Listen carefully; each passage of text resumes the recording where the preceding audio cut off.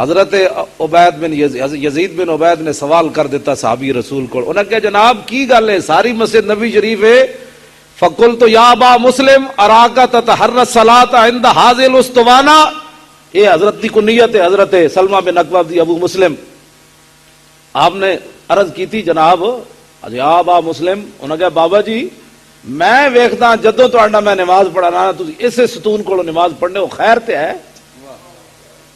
سنا ہے مسلمانہ، صحابی رسول جواب کی دیتا، ہاں صدق خلیل بھی عشق اور صبر حسین بھی عشق اور مارکہ وجود میں بدر و حنین بھی عشق، عقل و دل و نگاہ کا مرشد اولی عشق.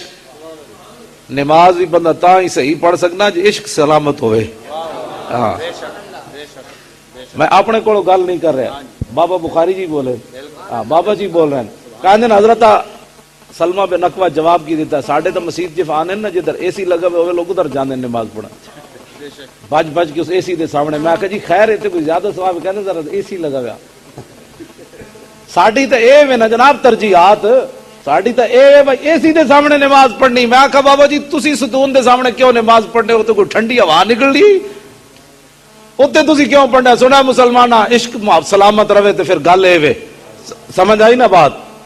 لاکھ طبیب لبیب گزرے علم عشق دا کسے نہیں پڑھیا ہے، گئے بھن قانون شفا والے دارو عشق دا کسے نہیں لکھیا ہے. جی ہاں یہ کسے نہیں لکھیا. سمجھ عشق ری جے پین کھڑے کون آخدا جان بچا لیندا، خونی عشق دا شیر دلیر ظالم ان چھیڑیاں اٹھ کے دھا پیندا. جدو نظر بٹا کے گھور پاوے جھگڑے غیر تے سب مٹا دیندا. کوئی غیر دی گل کوئی نہیں.